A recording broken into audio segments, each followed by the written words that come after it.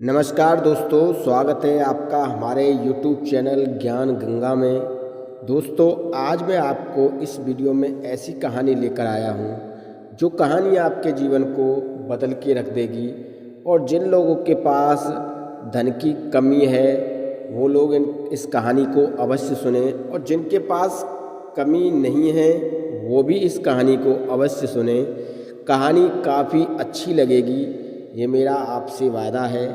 इसके अलावा आप हमारी कहानी को पूरा देखें, वीडियो को बिना स्किप किए देखें, तभी आपकी समझ में कहानी आएगी। और कहानी को सुनकर आप अपने पड़ोसियों को भी बताएंगे, अपने सगे संबंधियों को भी बताएंगे। अगर आप चैनल पर नए हैं तो हमारे चैनल को सब्सक्राइब कीजिए। दोस्तों, ये कहानी है एक सेठ की। एक सेठ थे और वो सेठ काफ़ी धनी व्यक्ति थे। गांव में काफ़ी उनका नाम मान सम्मान, काफ़ी इज्जत थी। धन और वैभव की उनके पास कोई कमी नहीं थी। समय गुजरता गया। जब सेठ अपने बुढ़ापे की तरफ चले तो एक दिन लक्ष्मी माँ ने उन्हें सपना दिया और कहा कि सेठ जी, अब मैं तुम्हारे घर से हमेशा के लिए जा रही हूँ। तो सेठ काफ़ी चिंतित हो गए और उन्होंने कहा, हे लक्ष्मी माता, तुम हमारे घर से मत जाओ। तुम्हारी वजह से हमारी काफ़ी इज्जत होती है, काफ़ी हमारा मान सम्मान होता है। इस गांव में काफ़ी अच्छा इज्जत और वैभव है हमारा। तब लक्ष्मी माँ ने कहा, देखो सेठ जी, जाना तो मुझे पड़ेगा, क्योंकि मैं एक समय पर ज़्यादा दिन नहीं ठहरती हूँ, इसलिए मुझे जाना तो पड़ेगा, मैं नहीं रुक सकती। पर अगर तुम चाहो तो मुझसे कुछ वरदान मांग सकते हो, वो वरदान मैं तुम्हें देकर जाऊंगी।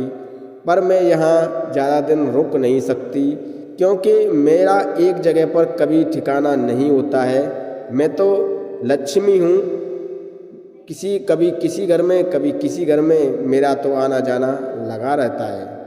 ये बात लक्ष्मी ने सेठ जी से कही तो सेठ जी काफ़ी व्याकुल हो गए, काफ़ी चिंतित हो गए और काफ़ी परेशान हो गए।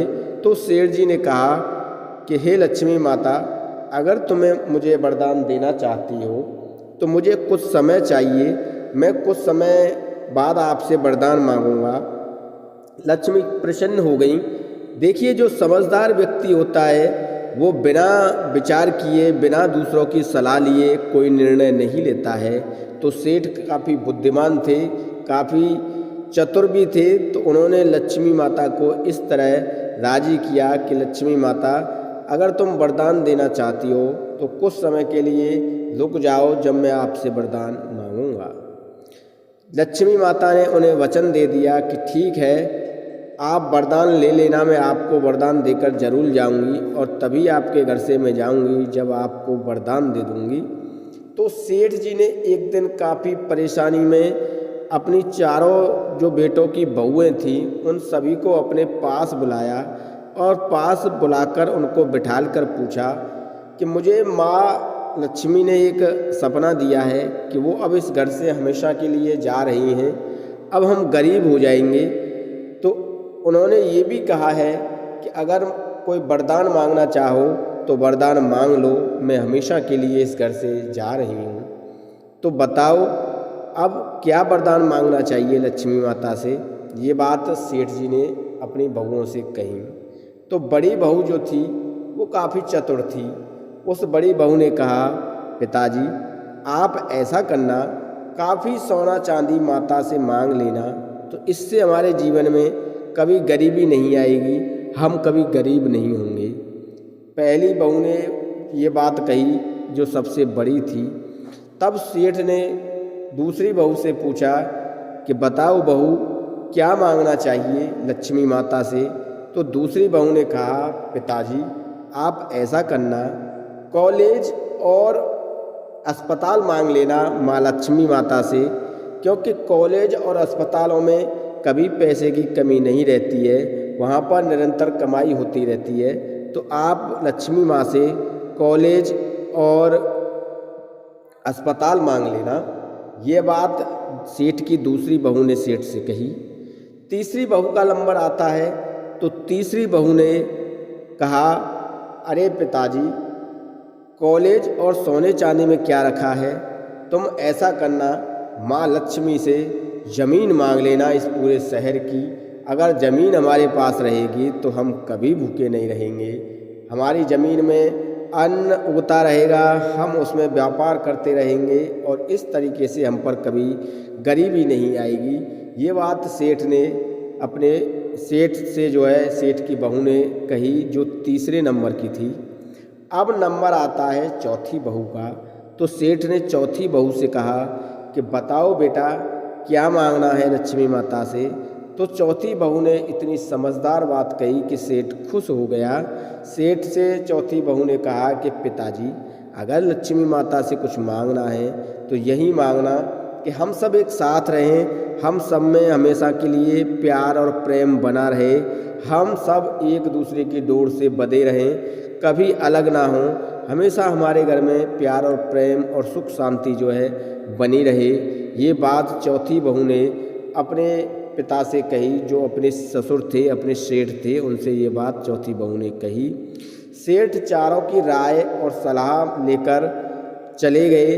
फिर एक दिन लक्ष्मी माता ने उन्हें सपना दिया और कहा कि बताओ सेठ, मैं अब जाने वाली हूँ, मेरा समय आ चुका है, अब आपको एक वरदान मुझे देना था, बताइए आप वरदान में क्या मांगना चाहते हैं। सेठ काफ़ी असमंजस में पड़ जाते हैं, काफ़ी सोच में पड़ जाते हैं। तो लक्ष्मी माता कहती हैं कि वरदान मांग लो जो तुम्हें मांगना हो, पर वरदान तो मैं देकर ही जाऊंगी। कहीं ऐसा हो कि आप डगमगा जाएं और आप ये वरदान भी न ले पाएँ। अगर आपने वरदान नहीं लिया तो आपका जीवन व्यर्थ चला जाएगा और मैं भी इस घर से हमेशा के लिए चली जाऊंगी। तो सेठ ने कहा कि मुझे एक ही वरदान चाहिए कि मेरे घर में सुख शांति और प्यार प्रेम बना रहे, एक दूसरे में कभी लड़ाई झगड़ा ना हो, सुख शांति और प्यार प्रेम से हम लोग रहें, हमारा जीवन इस तरीके से व्यतीत हो आगे। तो लक्ष्मी माँ खुश हो गई और लक्ष्मी माँ ने कहा तथास्तु, ऐसा ही होगा। और लक्ष्मी माँ ने ऐसा कहने के बाद सेठ से कहा कि सेठ जी, अब मैं आपके घर से कभी नहीं जाऊंगी, क्योंकि जिस घर में लड़ाई झगड़ा होता है मैं उस घर में कभी नहीं ठहरती। पर जिस घर में प्यार और प्रेम हो, एक दूसरे के साथ लोग जुड़े हों, एक दूसरे का सम्मान करते हों, एक दूसरे का प्यार देते हों, उस घर से मैं कभी नहीं जाती हूँ। और आपने ये वरदान पाकर मुझे हमेशा के लिए अपने घर में रख लिया है, अपने डोर से मुझे बांध लिया है। ये बात माँ लक्ष्मी ने सेठ जी से कही। तो दोस्तों, ये कहानी हमें यही सिखाती है कि हमें कभी धन दौलत संपत्ति और ज़मीन जायदाद की इच्छा नहीं करनी चाहिए। हमें हमेशा एक दूसरे के प्यार और प्रेम की इच्छा करनी चाहिए कि अगर हम घर में रहते हैं और अगर हमारे घर में 4 लोग हैं या 6 लोग हैं या 10 लोग हैं, तो हम लोग एक दूसरे के साथ जुड़े रहें, एक दूसरे का प्यार प्रेम पाते रहें और हमारे घर में हमेशा सुख शांति बनी रहे, कभी हमारे घर में लड़ाई झगड़ा ना हो। अगर इस तरह से हम अपने घर को रखते हैं तो उस घर में लक्ष्मी भी वास करती हैं और लक्ष्मी देवी उस घर से कभी रुखसत नहीं होती हैं, कभी उस घर को छोड़कर नहीं जाती हैं। तो दोस्तों, ये कहानी हमें यही प्रेरणा देती है कि हमेशा हम अपने घर में प्यार प्रेम का माहौल रखें, कभी हम अपने घर में एक दूसरे से लड़ाई झगड़ा ना करें, ताकि माँ लक्ष्मी की कृपा हमारे ऊपर बनी रहे। तो दोस्तों, ये कहानी मैंने आपको इस वीडियो में बताई और इस कहानी से आपको काफ़ी सीख भी मिली होगी। और इस कहानी को सुनने के बाद इस कहानी को आप अपने पास पड़ोस में भी लोगों को बताएंगे, अपने बच्चों को भी सिखाएंगे, अपने यार दोस्त और सगे संबंधियों में भी इस कहानी को शेयर करेंगे। इसके अलावा दोस्तों, इस तरह की ज्ञानवर्धक कहानी हम आपके लिए अपने चैनल पर लेकर आते रहेंगे। दोस्तों, अगर वीडियो अच्छा लगा हो तो प्लीज़ लाइक कीजिए, शेयर कीजिए अपने दोस्तों में और प्लीज़ मेरे चैनल को सब्सक्राइब करना ना भूलें।